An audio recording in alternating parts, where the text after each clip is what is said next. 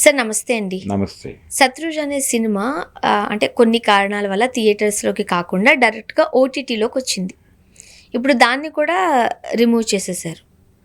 దానికి సంబంధించి 'రామ్ గోపాల్ వర్మ' గారు స్పందించారు గట్టిగానే. ఓకే. అంటే ఏదైనా నిజాన్ని దాచాలి అని అనుకుంటే అది మరింత దృఢంగా మారుతుంది అంటూ. ఏంటి సార్ అది? అంటే ఈ సినిమా ఒక మానవ హక్కుల కార్యకర్త జీవితానికి సంబంధించినటువంటి సినిమా. 'జస్వంత్ సింగ్' అనేటువంటి ఒక మానవ హక్కుల కార్యకర్త పంజాబ్‌లో జరిగినటువంటి కొన్ని దుర్మార్గాలు. ఇది యాక్చువల్‌గా 'పంజాబ్ 95' అనే పేరుతో సినిమాగా తీసి అది సెన్సార్‌కి పంపిస్తే 127 కట్స్ విధించారట. హ్మ్. 127 కట్స్‌తో సినిమా రిలీజ్ చేయటం కుదిరే వ్యవహారం కాదు కాబట్టి ఓటీటీకి సెన్సార్ లేదు అనే ఉద్దేశంతో వాళ్ళు ఇక్కడ దాని టైటిల్ మార్చి 'సత్లూజ్' అని మార్చి రిలీజ్ చేశారు. రిలీజ్ చేసిన తర్వాత అది చర్చనీయాంశం అయింది. అంటే పంజాబ్లో పంజాబ్ పోలీసులు కేంద్ర ప్రభుత్వం అనుసరించినటువంటి విధానాలు, అంటే అణచివేత విధానాల్లో భాగంగా అక్కడ ప్రజల మీద జరిపిన దారుణాలు, అక్కడ కూడా ఖలిస్తాన్ మూమెంట్ ఉండింది. ఖలిస్తాన్ మూమెంట్ మీద దాన్ని అణచివేయటం కోసమే ఆపరేషన్ బ్లూ స్టార్ అనే పేరుతో దాడులు చేశారు. అలాగే స్వర్ణ దేవాలయంలోకి బూట్లతో చొరబడి చాలామందిని కాల్చి చంపారు. అక్కడ బింద్రన్ వాలేని చంపడం కోసం అనేక మందిని చంపారు. ఈ వ్యవహారాలన్నిటి వలన గుండె మండి సత్వంత్ సింగ్, బియాన్ సింగ్ అనే ఇద్దరు ప్రధానమంత్రి అంగరక్షకులు, వాళ్ళకు కూడా బాధ అనిపించి ఇలా చేయటం ఏమిటి అని కోపం వచ్చి వాళ్ళ చేతుల్లో ఉన్న వ్యవహారంగా వాళ్ళు చూసి నిరసన తెలియజేయాలంటే ప్రధానమంత్రిని టార్గెట్ చేయాలి అనుకుని ఇందిరాగాంధీ గారిని అసాసినేట్ చేశారు వాళ్ళు. కాబట్టి ఈ క్రమంలో పంజాబ్లో చాలా నిర్బంధం అమలైంది. ఈ నిర్బంధంలో భాగంగా చట్టానికి బయట, అంటే ఎవరైనా క్రైమ్ చేస్తే వాళ్ళని తీసుకొచ్చి లీగల్గా కోర్టుకు అప్పచెప్పడం ఒక పద్ధతి. కానీ కోర్టుకు అప్పచెప్పకుండా వీళ్ళే నిర్ణయం తీసేసుకుని జడ్జిమెంట్ ఇంప్లిమెంట్ చేస్తూ తీసుకెళ్ళి కాల్చి చంపేయటం. ఇది ప్రోగ్రామ్. అంటే చెప్పి కొంతమందిని, చెప్పకుండా కొంతమందిని చంపేసినటువంటి ఒక పోలీసు ఆటవిక రాజ్యం నడిచింది అక్కడ. ఇదేం ఫిక్షన్ కూడా కాదు, వాస్తవంగా జరిగింది. అంటే ఖలిస్తాన్ మూమెంటు, దాని తాలూకా ప్రభావం ఉన్నటువంటి ప్రాంతాలు, ఆ ప్రాంతాలని తమ కంట్రోల్లోకి తెచ్చుకోవడం కోసం చేసినటువంటి ఒక హత్యాకాండని తెర మీద చూపించే ప్రయత్నం చేశారు. ఆ ప్రయత్నం ఒక మానవ హక్కుల కార్యకర్త జీవిత గురించి మాట్లాడటం, అంటే ఆయన లైఫ్ గురించి మాట్లాడటం, అంటే ఆయన వీటన్నిటిలోనూ ఫ్యాక్ట్ ఫైండింగ్కి వెళ్ళి ఉంటాడు. ఒక క్రైమ్ జరిగిన ప్రతిసారి, అంటే ఒక ఎన్కౌంటర్ జరగగానే అతను ఫ్యాక్ట్ ఫైండింగ్కి వెళ్ళి ఉంటాడు.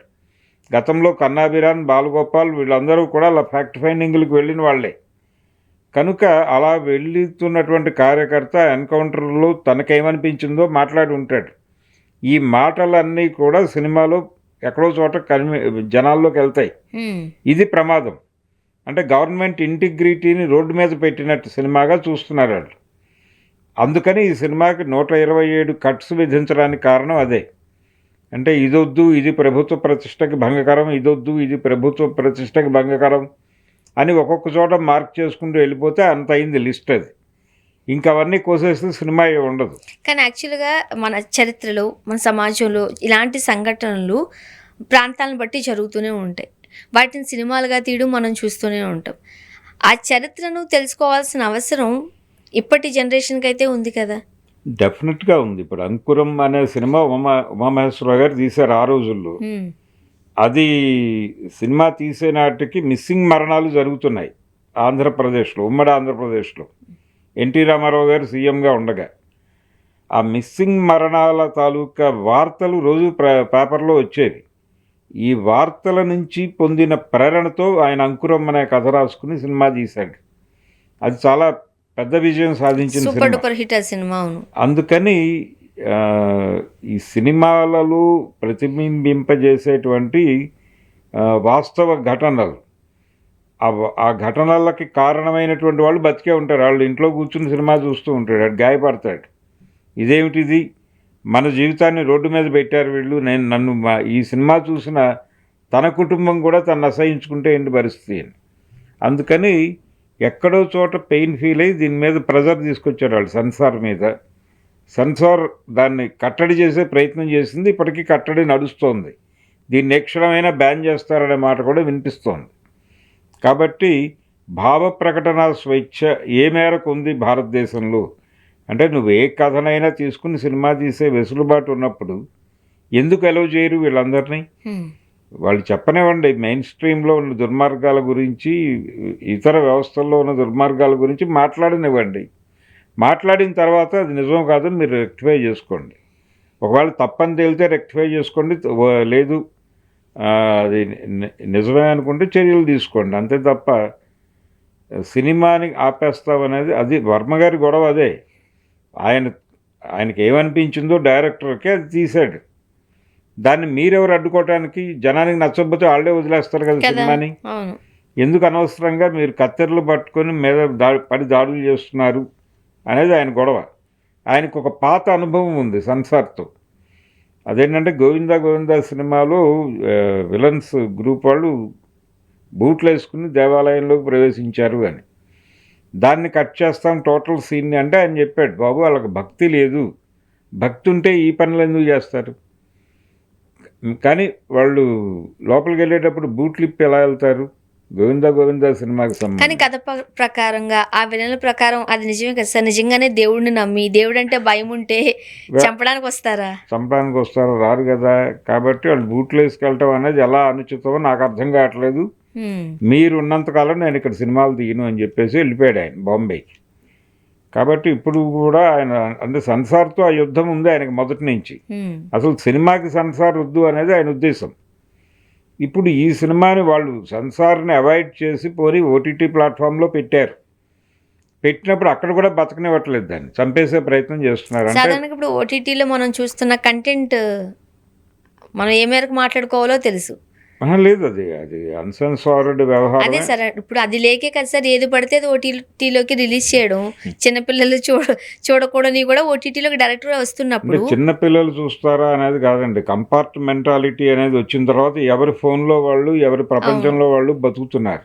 కాబట్టి వీళ్ళు చూస్తారా వీళ్ళు చూడరా అనేది కాదు. ఇప్పుడు కామన్ ఏరియా లేదు, కామన్ ఎంటర్టైన్మెంట్ స్పేస్ ఒకటి ఉండేది ఇదివరకు. ఆర్ట్ అంటే ప్రతి ఇంట్లోనూ ఒక డ్రాయింగ్ రూమ్ ఉండేది. ఆ డ్రాయింగ్ రూమ్లో టీవీ ఉండేది, అక్కడ కూర్చుని చూసేవాళ్ళు జనాలు. ఇప్పుడు ఆ పరిస్థితి లేదు, కామన్ స్పేసు లేదు, ఏమీ లేదు. ఓటీటీల్లో చూసుకోవటమే. ఓటీటీల ద్వారా చాలామందికి ఎక్కుతుంది అది సినిమా. ఆ కనెక్టివిటీ పెరిగితే ఈ కంటెంట్ ఏదైనా ప్రమాదానికి దావిస్తుంది అని అనుకుంటున్నారా, అనుకుని ఆపారా అనేది ఒక ప్రశ్న. ఒకవేళ అలా అనుకుంటే అక్కడ కూడా అలౌ చేయరు. అది అలౌ చేయలేదు, ఇప్పుడు పీకేశారు అది అక్కడ కూడా. అవును.